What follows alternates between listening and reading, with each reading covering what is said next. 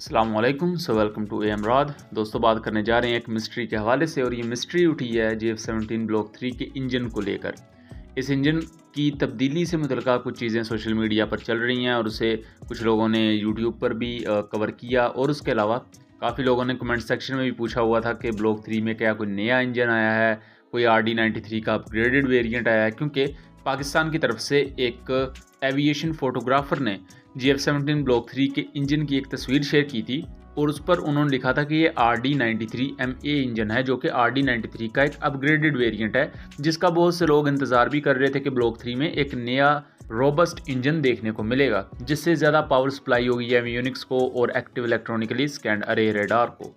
तो ये बात सबसे पहले निकलकर सामने आती है राना सुहेब की तरफ से, जो कि पाकिस्तान की तरफ से एविएशन फोटोग्राफर हैं, और बहुत कमाल की फ़ोटोग्राफी इनकी आपको क्लिक्स देखने को मिलेंगी पाकिस्तान एयरफोर्स से रिलेटेड मुख्तलिफ इक्विपमेंट की। और ये कवर कर रहे थे दुबई एयर शो को। अब हम सब जानते हैं कि दुबई एयर शो में JF17 ब्लॉक 3 स्टैटिक डिस्प्ले के लिए वहाँ प्रेजेंट किया गया था। स्टैटिक डिस्प्ले में ना सिर्फ एयरक्राफ्ट बल्कि उसके साथ साथ जो मुख्तलिफ उसकी वेपनरी थी, मतलब के BVR missiles, short range missiles, anti ship missiles, मुख्तलिफ किस्म के गाइडेड एंड अनगाइडेड बॉम्ब्स भी वहाँ डिस्प्ले किए गए थे। यहाँ जब JF17 थंडर की एक दिन एरोबैटिक परफॉर्मेंस थी, तब राना सुहेब ट्वीट करते हैं और उस पर लिखते हैं RD93MA।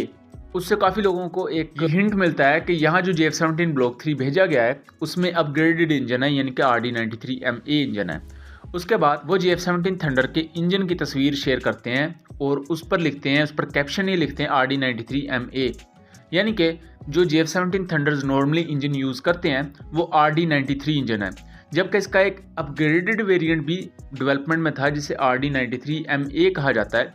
और बहुत ज़्यादा ये र्यूमर्स थे और चांसेस भी ऐसे ही थे कि RD93MA JF17 ब्लॉक 3 में देखने को मिलेगा। लेकिन 2020 और 21 के बाद ये तमाम चीज़ें मंजरेआम से गायब हो गई। RD93MA की एक तस्वीर मंजरेआम पर आई, उसके बाद इस इंजन को सोशल मीडिया की उस पूरे के पूरे रियल्म से हटा दिया गया था। उसके बाद कोई खबर नहीं आई कि RD93MA के साथ हुआ क्या है।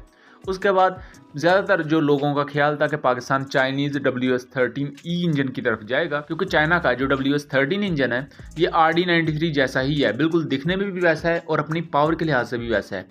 WS13E उसका एक अपग्रेडेड वेरिएंट है जो कि ज़्यादा पावर के साथ आता है। तो ये र्यूमर्स चले कि WS13E इंजन आएगा JF17 ब्लॉक 3 में, लेकिन ये दोनों चीज़ें नहीं हुई। जो पहला बैच पाकिस्तान एयरफोर्स के हवाले हुआ उसमें पुराने वाला RD93 इंजन ही था, लेकिन ये खबरें साथ साथ आती रहीं। इसके जो लेटर बैचेज होंगे उनमें हमें नया इंजन देखने को मिलेगा। अब पाकिस्तान के एक मोस्ट प्रोफाउंड एविएशन फोटोग्राफर अपने एक ट्वीट में ये कह रहे हैं कि RD93MA इंजन है जो कि JF17 ब्लॉक 3 में है, और यही एयरक्राफ्ट दुबई एयर शो में स्टैटिक डिस्प्ले के लिए पाकिस्तान एयरफोर्स ने प्रेजेंट किया था। RD93MA इंजन के बारे में बता दूं कि 2020 के मिड में सबसे पहले खबर आई, जिसमें RD93MA की एक प्रोटोटाइप की तस्वीर भी थी, और साथ ये खबर थी कि इस इंजन ने कुछ अपने टेस्ट कंप्लीट कर लिए हैं और ये अपने डेवलपमेंट फेजेस में है, और इस इंजन को स्पेशली तैयार किया जा रहा है JF17 ब्लॉक 3 के लिए। रशियन मार्केट को बहुत ज़्यादा ओवरकम कर चुका है चाइना और अमेरिका। रशिया इस दौरान ये कोशिश कर रहा है कि वो अपने छोटे से छोटे कस्टमर को भी अपने साथ अलाइन रखे, और उसमें एक कस्टमर उसका पाकिस्तान भी है। पाकिस्तान के जो JF17 है ये रशियन इंजन को यूज़ करते हैं। 2020 में ये खबर आ चुकी थी कि एक नया इंजन तैयार किया जा रहा है जो कि पुराने RD93 इंजन की निस्बत 1000 पाउंड ज़्यादा थ्रस्ट प्रोवाइड करेगा। RD93 इंजन की जो मैक्सिमम थ्रस्ट है ये 84 to 85 किलो न्यूटन है, मैक्सिमम थ्रस्ट जो इसकी है, वेट थ्रस्ट जिसे कहते हैं। लेकिन RD93MA इंजन की जो थ्रस्ट होगी वो 91 किलो न्यूटन से 93 किलो न्यूटन के दरमियान होगी, यानी कि पुराने इंजन से ज़्यादा पावर जनरेट करता होगा ये इंजन। सर्विस लाइफ पुराने इंजन जितनी ही होगी, यानी कि 4000 आवर्स। 2020 में उस खबर के मुताबिक इस RD93MA इंजन ने अपने थर्मल चैम्बर टेस्ट को कंप्लीट कर लिया था। उसके बाद पूरे के पूरे सोशल मीडिया से ये खबर उड़ जाती है, मतलब कि उसके बाद कोई खबर आती ही नहीं है RD93MA इंजन के हवाले से। वो तमाम एम्बिशंस और ख्वाहिशात एक नए इंजन की JF17 ब्लॉक 3 में देखने की वो वैसी ही पड़ी रहती हैं, और उसके बाद ये तमाम चीज़ें मुड़ जाती हैं चाइना के WS13E इंजन की तरफ, क्योंकि फिर उसके र्यूमर्स आना शुरू हो जाते हैं 2021 में। 2021 में कुछ र्यूमर्स के मुताबिक पाकिस्तान एक अपग्रेडेड WS-13E इंजन को चूज़ कर सकता है JF-17 ब्लॉक 3 के लिए। बट लेटर ऑन जब मार्च 2023 में JF-17 ब्लॉक 3 की इंडक्शन होती है तो हमें ये देखने को मिलता है कि ये RD-93 इंजन ही है।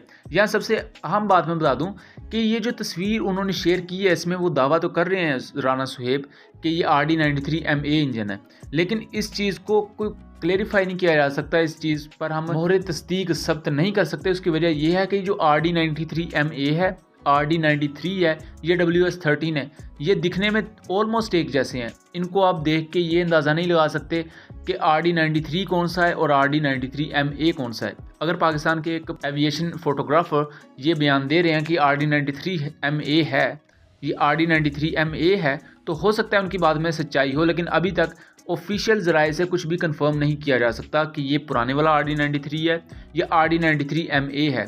लेकिन उन्होंने अपनी इस ट्वीट में ये तस्वीर इंजन की पोस्ट करते हुए ये लिखा है कि ये RD-93 MA इंजन है, जिसकी वजह से तमाम र्यूमर्स इस वक्त सोशल मीडिया पर सुनने को मिल रहे हैं, लेकिन कंफर्म कुछ भी नहीं कहा जा सकता। लेकिन ज़ाती मेरा ख्याल है कि हो सकता है ये जो JF-17 थंडरबर्ड डिस्प्ले के लिए रखा गया था ये पहले बैच में से है और उनमें पुराना RD-93 इंजन ही होगा। लेकिन जो लेटर ऑन बैच आएंगे उनमें हो सकता है हमें नया इंजन देखने को मिले, या यूं भी हो सकता है कि RD-93 MA इंजन हो, लेकिन चूंकि शक्ल ही दोनों की एक जैसी है, दोनों में ऐसा कोई स्ट्रक्चरल डिफरेंस है ही नहीं, तो ये पता लगाना बहुत मुश्किल है कि ये कौन सा इंजन है। और इस बारे में पाकिस्तान एयरफोर्स ही बेहतर गाइड कर सकती है, या बेहतर जब वो इसको मुनासिब समझे पब्लिक में ये इन्फॉर्मेशन ला सकते हैं। बहरहाल उम्मीद करता हूँ चीज़ें क्लियर रही होंगी। मिलेंगे अगली वीडियो में, तब तक के लिए अल्लाह हाफिज़।